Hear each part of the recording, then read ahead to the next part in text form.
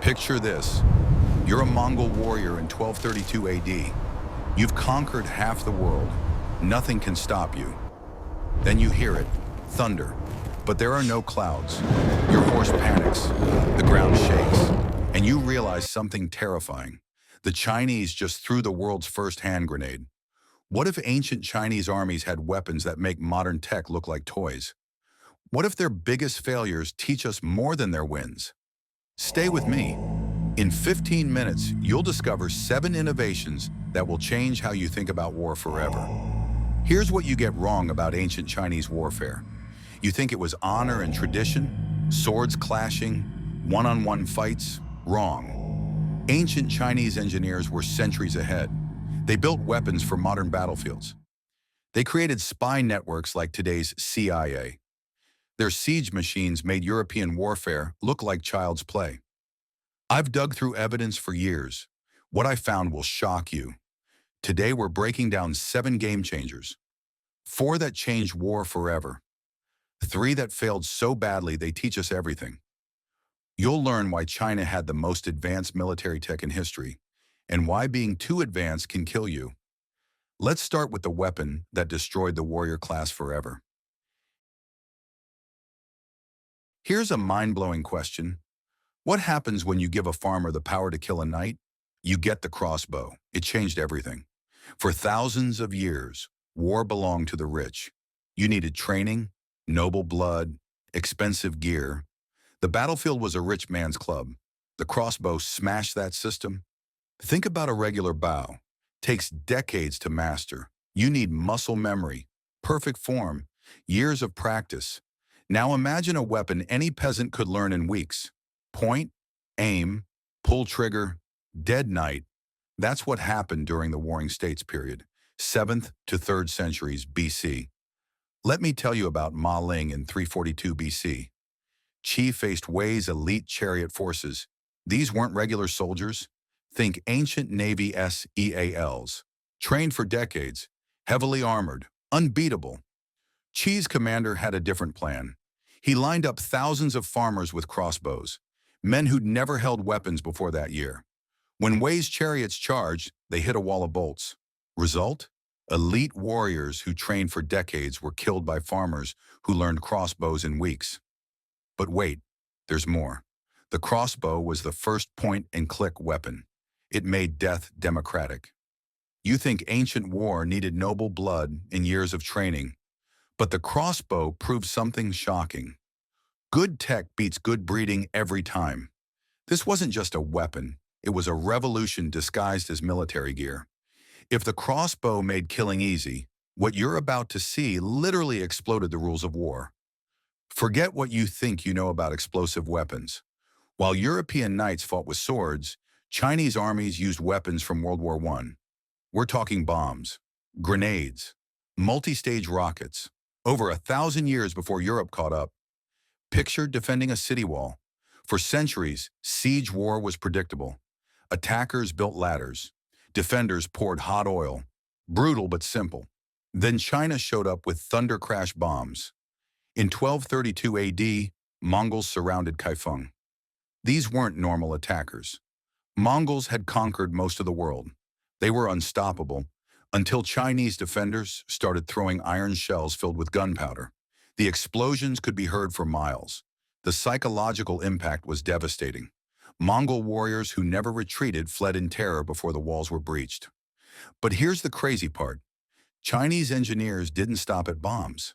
They built multi-stage rockets called dragon rockets. Multiple warheads, primitive guidance. Basically, ancient ICBMs. Think about that. While Europe made better swords, China built rockets. But wait, these weapons did more than kill. China understood psychological warfare. These weapons terrorized enemies. The sound, the fire, the unpredictability. They fought for minds as much as territory.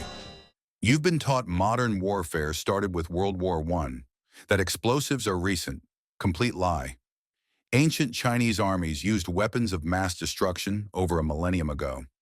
They understood combined tactics, psychological ops, area denial. They weren't ahead of their time.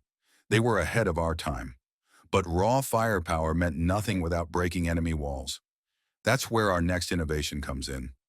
Picture the most advanced siege weapon you can imagine. Now forget it. What China built makes it look like a toy. Every fortress builder faces the same challenge. How do you make unclimbable walls? Make them taller. Add spikes. Pour boiling oil. For centuries, this worked. Siege warfare was bloody and slow. Then Chinese engineers asked a different question. What if we don't climb walls? What if we bring our own walls? The Cloud Bridge wasn't a siege ladder. It was a mobile fortress. Picture a wheeled tower 40 feet high, armored against arrows and fire, with bridges that adjusted to different wall heights. Here's the genius part. It protected troops during the most dangerous moment. When you're climbing enemy walls completely exposed. Let me tell you about Xiangyang, 1268 to 1273. For 5 years, this city resisted every attack. Walls too high, defenders too tough. Seemed impossible. Then Mongols brought Chinese-designed cloud bridges. These towers let hundreds of soldiers storm walls at once. Protected from arrows, safe from boiling oil, a 5-year siege ended in weeks. Think about medieval European sieges. Crude ladders, desperate charges, massive deaths. Compare that to these Chinese marvels. Sophisticated systems, coordinated platforms, minimal losses. It's like comparing a bike to a tank. But here's what blew my mind. Medieval European armies, fighting centuries later, used tactics Chinese engineers had already perfected. You think progress goes ancient to medieval to modern. Sometimes ancient civilizations were more advanced than what came after. Cloud bridges prove innovation isn't about when you live, it's about how you think. But the most revolutionary Chinese innovation wasn't a weapon at all. What if the CIA learned everything from ancient Chinese spies? Most people think ancient war was about big armies, sharp swords, strong walls. They're missing the real game.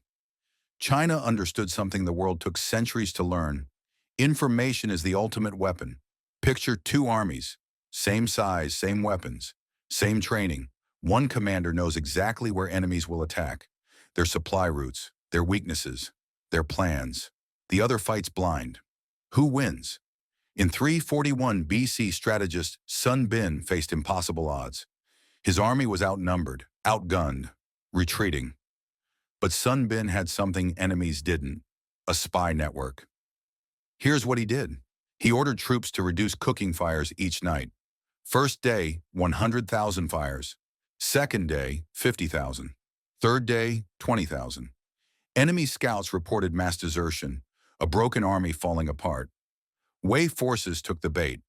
They chased what they thought was a retreating, beaten army. Instead, they walked into a devastating ambush at Maling. This wasn't one clever trick. China had built something unprecedented. Spy networks with encrypted communications, deception operations that manipulated entire nations. They understood human psychology, how to plant false information, how to make enemies believe what you wanted. Here's the part that will give you chills. Modern intelligence agencies use techniques Chinese strategists perfected 2,000 years ago. Dead drops, code words, double agents, psychological operations. We didn't invent information warfare. We rediscovered it. But wait, there's something even more sophisticated. China didn't just gather information, they weaponized it. They created the world's first information warfare doctrine. You live in the information age. You think we invented cyber warfare, digital spying, psychological ops? But ancient Chinese strategists already fought wars in the mind. They knew the most powerful weapon isn't what you destroy, it's what you make enemies believe. Sun Tzu wrote, "All warfare is based on deception." He wasn't talking about battlefield tricks. He described a complete philosophy of conflict. But for all these successes, Chinese innovation had fatal flaws. That's where our story gets dark. Here's a truth that will change how you think about technology. Sometimes the most advanced solution is the most fragile. Those incredible cloud bridge machines we just discussed, they had a fatal weakness. They were made of wood. Picture this. You spend months building the most sophisticated siege engine in history. Complex systems, specialized crews, massive investment. Then your enemy does something simple. They wait for a windy night and shoot fire arrows. In 1207, Jin forces besieged Fancheng. They built elaborate siege engines, massive catapults, multiple cloud bridges. The engineering was perfect. Victory seemed certain. Song defenders had a different plan. They waited for strong winds and dry air. Then they launched coordinated fire attacks. Within hours, months of work became ash. The siege collapsed. Jin forces retreated in defeat. This wasn't just about fire. Complex machines had multiple weaknesses. They needed extensive logistics. Specialized crews became targets. Supply chains could be disrupted. Every innovation created new failure points. Think of it this way. A wooden club is nearly indestructible. Drop it, it bounces. Get it wet, it dries, it works. A smartphone is incredibly powerful, but drop it wrong, and it's useless. Ancient Chinese siege engines were the smartphones of their era. Incredibly capable, fatally fragile. Complexity isn't always better. Sometimes advanced solutions create more problems than they solve. Chinese engineers learned this the hard way. Over-engineering can be fatal, but this revealed an even deeper problem. What if the most advanced military in history was defeated by a supply problem? Those amazing gunpowder weapons. They needed constant resupply, specialized manufacturing, complex distribution. Traditional weapons were different. A sword works until it breaks. A bow needs arrows, but you can make them anywhere. Advanced weapons need advanced support. Chinese innovations worked perfectly in certain conditions. Flat terrain for siege engines, established supply routes for gunpowder, stable political support for spy networks. Change any variable, and advantages disappeared. Let me tell you about one of history's greatest military disasters. It wasn't caused by enemy action. From 1405 to 1433, Admiral Zheng He led massive naval expeditions. His fleets carried advanced gunpowder weapons, sophisticated navigation equipment, treasure ships larger than anything Europe would build for centuries. These weren't just ships. They were floating cities, mobile bases of technological superiority. Then politics changed. New emperors decided expeditions were too expensive. Logistic support was withdrawn. Supply lines were cut. The most advanced navy in the world simply disappeared. Not because they were defeated, but because they couldn't sustain themselves without massive state support. Meanwhile, simpler naval tech thrived.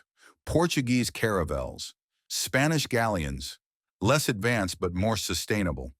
They could operate independently, repair themselves with local materials, adapt to different conditions. Chinese technological superiority became a trap. Their weapons were so advanced only they could maintain them. Their systems were so sophisticated they couldn't be simplified. When support disappeared, everything collapsed. You think technological advancement always leads to military superiority. More advanced equals better. But China's experience proves something different. Sometimes being too dependent on complex systems makes you weaker. The most sophisticated military in history was defeated not by superior enemies, but by its own dependence on systems that couldn't survive political change. This leads us to the final, most dangerous trap. Here's the most heartbreaking story in military history. Chinese engineers created weapons so advanced, their own armies couldn't use them. During the Song Dynasty, Chinese engineers developed multi-stage rockets with primitive guidance systems. These weren't just weapons. They were technological marvels, but they required precise manufacturing, specialized knowledge, resources most military organizations couldn't provide. Think about it. You've invented the perfect weapon, incredibly effective, devastatingly accurate, completely revolutionary, but you can only make 10, and they require experts to operate. Meanwhile, your enemy has thousands of simple, reliable weapons any soldier can use. Who wins? This is exactly what happened when Mongols conquered China. Chinese armies had technological superiority, better weapons, more advanced tactics, superior engineering. Mongol armies had something else: simplicity, reliability, mass production, traditional cavalry tactics, basic siege equipment, weapons that worked in any condition. Result? The most technologically advanced civilization was conquered by armies using primitive technology. It's like having a Formula One car in a demolition derby. Sure, it's faster and more sophisticated, But when things get messy, you want something that takes a beating and keeps running. Being centuries ahead of your time can be a curse. Sometimes the primitive solution wins because it's actually practical. The most advanced technology is useless if you can't deploy it effectively. Chinese engineers learned this the hard way. Ensure the Innovation without stabilizers are secured implementation before is we just attempt the expensive lift. failure. And These verify the 7 trajectory innovations teach us calculations something one last profound. time. Progress isn't linear, it's not predictable, and it's not always better. Sometimes the most advanced solution loses to the simplest one. Sometimes being too far ahead is worse than being behind. But there's a deeper lesson here. These 7 Chinese innovations prove something that will change how you see the world. Progress isn't a straight line. Think about it. Over 1,000 years ago, Chinese armies used weapons that wouldn't look out of place on modern battlefields. They had spy networks rivaling today's CIA engineering marvels that made medieval European warfare look primitive. Then it all disappeared. Not because they were conquered by superior technology, but because complexity became weakness. Because being too advanced made them fragile. Because innovation without sustainability is just expensive failure. Here's what I want you to imagine. What if you could learn from their successes without repeating their mistakes? What if you could innovate without overcomplicating? What if you could be advanced without being fragile? Ancient Chinese military engineers faced the same problems you face today. How do you gain an advantage? How do you maintain it? How do you adapt when conditions change? Their answers were brilliant. Their failures were instructive.